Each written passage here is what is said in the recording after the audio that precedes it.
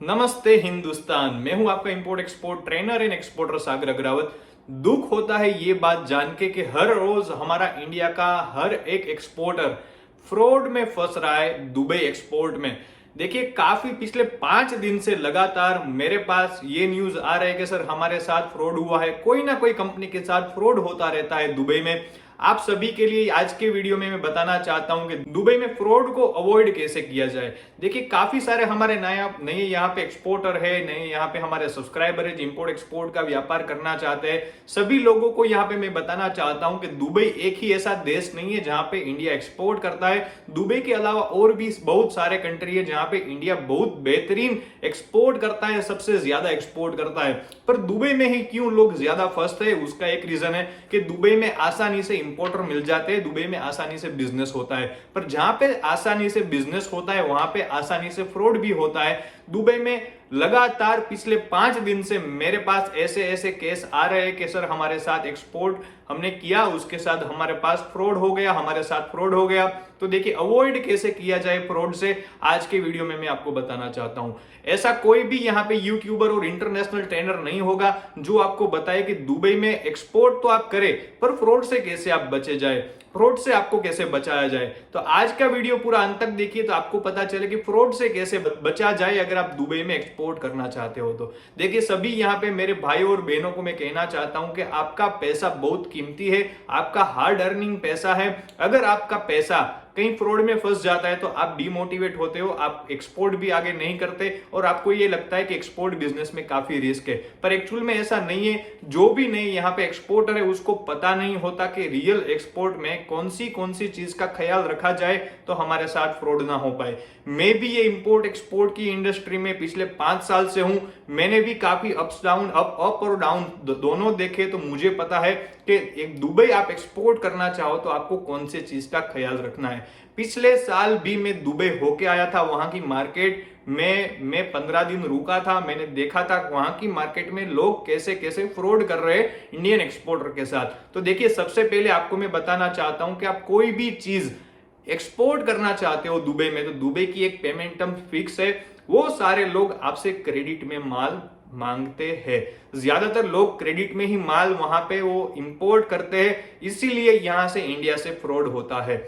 यहाँ पे देखिए, आपका भरोसा वो जीत लेते हैं। भरोसा जीतने के बाद आपको 1 से 2 बार पैसे देने के बाद वो लोग आपको पैसा नहीं देते।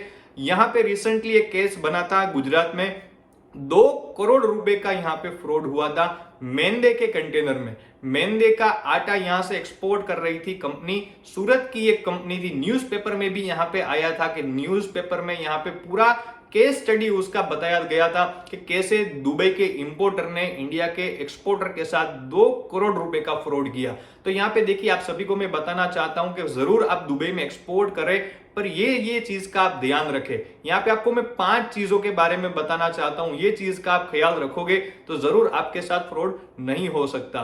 तो देखिए, सबसे पहले आपको क्या करना है कि जब भी आप एक्सपोर्ट करना चाहो दुबई में, आपका कितना भी भरोसे लायक इंपोर्टर हो, आपको माल क्रेडिट में उसको देना है तो ये सारी चीजें आपको पहले फॉलो करनी है। सबसे पहली चीज है, आप जरूर डीएनबी का रिपोर्ट करवाइए, थर्ड पार्टी इंस्पेक्शन करवाइए। कितना भी जान पहचान वाला कंपनी हो, कितना भी नजदीक का आदमी हो, आपका फ्रेंड हो, मित्र हो, कोई भी वहां पे आपका इंपोर्टर हो, जरूर डीएनबी का रिपोर्ट करवाइए। डीएनबी के रिपोर्ट में आपको यहाँ पे क्लियर बताया जाता है कि रेटिंग दिया जाता है कि ये एक्सपोर्टर के साथ आपको, ये इंपोर्टर के साथ आपको काम करना चाहिए कि नहीं।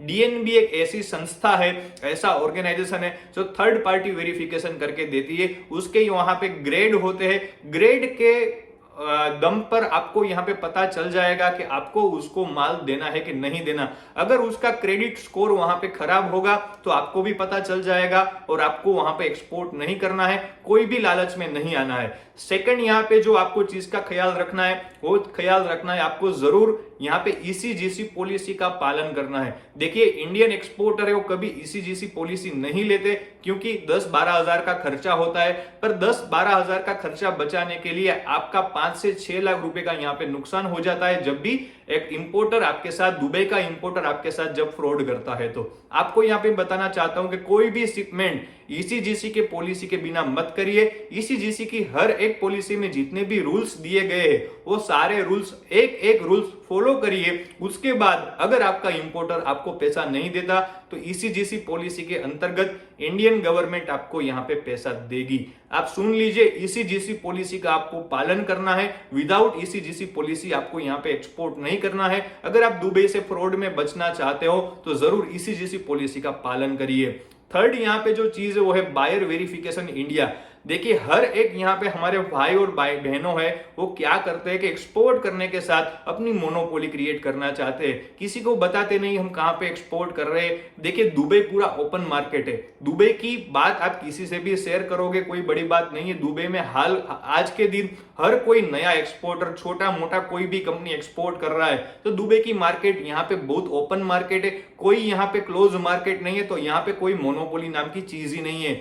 देखिए आप जब एक्सपोर्ट करते हो तो आप अपनी बात किसी के साथ शेयर करिए जो एक्सपोर्ट कर रहा है ऑलरेडी दुबई में बहुत साल से, तब आपको जाके पता चलेगा कि ये कंपनी वहां पे ऐसी है कि नहीं है, वो यहाँ पे फ्रॉड कर रही है कि नहीं कर रही है। यहाँ पे हम किसी को बात नहीं करते ना, यही सबसे बड़ी हमारी मिस्टेक है, क्योंकि हम मोनोपोली क्रिएट करना चाहते हैं। हम किसी को बताना नहीं चाहते कि हम कहाँ पे एक्सपोर्ट कर रहे हैं, क्या एक्सपोर्ट कर रहे हैं। यही चक्कर में हमारे साथ फ्रॉड होता है। तो यहाँ पे फर्स्ट स्टेप था आपका डीएनबी एनालिसिस, सेकंड था ईसीजीसी पॉलिसी, थर्ड था कि आप अपनी इंफॉर्मेशन कोई इंडियन एक्सपोर्टर के साथ शेयर करिए, उसको पूछिए कि ये पेमेंट टर्म्स में हम अगर काम करना चाहे तो ये पेमेंट टर्म्स में हम काम करें या ना करें। थर्ड चीज आपकी हो गई। फोर्थ चीज यहां पे आपकी हो गई कि यूजिंग डेटा पोर्ट एनालिसिस। देखिए आप यूजिंग डेटा पोर्ट एनालिसिस का मतलब है आप पोर्ट से डेटा निकालिए, पिछले एक साल का डेटा निकालिए। आपको पता है कि ज्यादातर मेरा बॉम्बे पोर्ट से या मुंद्रा पोर्ट से एक्सपोर्ट हो रहा है, वही पोर्ट का डेटा निकाल लीजिए, पर्टिकुलर एचएसएन नंबर का डेटा निकालिए और देखिए। वो कंपनी को आप पूछिए कि आपने इंडिया से कभी परचेज किया है गुड, वो बोलेंगे कि हाँ पिछले महीने हमने माल लिया था, हम 6 महीने से हमारा रेगुलर कंटेनर आ रहा है, तो जरूर वो कंपनी का नाम वो पोर्ट डेटा में होगा। पोर्ट डेटा के माध्यम से भी आप पता लगा सकते हो कि वो कंपनी एक्चुअल में वहां पे इंपोर्ट कर रही है कि नहीं कर रही है। अगर वो इंपोर्ट नहीं कर रही है तो वहां पे पोर्ट डेटा में उसका नाम भी नहीं होगा। आपको खुद को पता चल जाएगा कि ये कंपनी को माल दिया जाए या ना दिया जाए, ये सही बोल रहा है या गलत बोल रहा है। यहाँ पे फिफ्थ जो है टिप्स, वो टिप्स है visit Dubai market and analysis. देखिए मैं पिछले साल खुद भी दुबई मार्केट में होके आया था, दुबई मार्केट देखने के लिए, वहां की सिस्टम जानने के लिए। जैसे आप इंपोर्ट एक्सपोर्ट का व्यापार करते हो, आप व्यापार करते हो इंटरनेशनल लेवल पे, तो आपको जरूर अपना बायर वेरीफाई करने के लिए बाहर भी जाना है। आप जैसे लोकल मार्केट में काम करते हो, लोकल मार्केट में जब आप काम करते हो तो अपना बायर वेरिफिकेशन करने के लिए कैसे आप बाहर के सिटी में जाते हो उसको मिलने के लिए, कैसे आप उसको वेरीफाई करते हो। तो सेम चीज यहाँ पे आप इंटरनेशनल मार्केट में जब काम करते हो, जब आप क्रेडिट में ज्यादातर काम करते हो, वैसे भी दुबई जैसे कंट्री में काम करते हो, यूएई कंट्री में काम करते हो, तो जरूर मेरे भाई और बहनों आपको मैं बताना चाहता हूं कि आपको जरूर दुबई का मार्केट विजिट करना है। दुबई का मार्केट विजिट करने में इतना खर्चा नहीं है, ज्यादा से ज्यादा 50 से लेकर 60,000 रुपए आपके इन्वेस्ट होंगे, पर वही इन्वेस्टमेंट में आपका लाखों का नुकसान भी बच सकता है।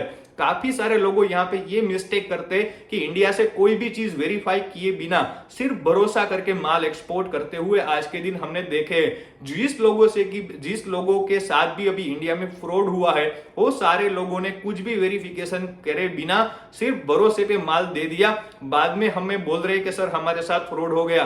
देखिए आपके साथ फ्रॉड होना ही होना है, क्योंकि आपके पास प्रॉपर नॉलेज नहीं है, आपने प्रॉपर रास्ता फॉलो नहीं किया, आपने जाना भी नहीं कि वो इंपोर्टर दुबई में कैसा है, सिर्फ आपने भरोसे पे उसको माल दे दिया।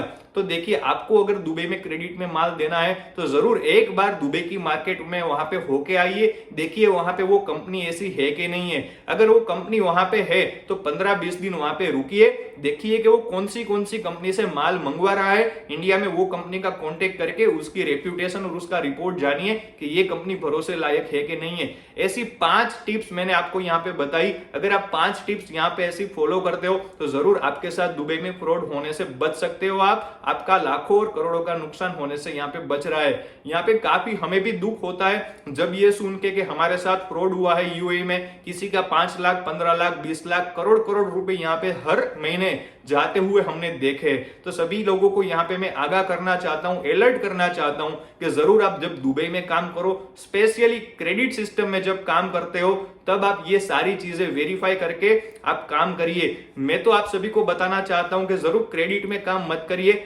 आपका एक्सपोर्ट नहीं होगा तो चलेगा, पर आपका पैसा यहाँ पे जाएगा, तब आपको भी यहाँ पे गलत लगेगा। तो पैसा आपका ना जाए, इसीलिए मेरा आप सभी को सजेशन है कि क्रेडिट में काम करने से पहले आप जरूर ये सारी चीजें जान ले, समझ ले, प्रॉपर इंपोर्ट एक्सपोर्ट का नॉलेज लीजिए, दुबई की मार्केट का स्पेशल नॉलेज लीजिए, उसी के बाद दुबई में एक्सपोर्ट करें। अदरवाइज एक्सपोर्ट ना करे, घर पे बैठे तो भी चलेगा, पर आपका पैसा ना जाए, ये चीज का आप सभी को ख्याल रखना है। तो ऐसे ही मिलते रहेंगे अगले वीडियो में नई इंफॉर्मेशन और नए नॉलेज के साथ। तब तक के लिए टेक केयर।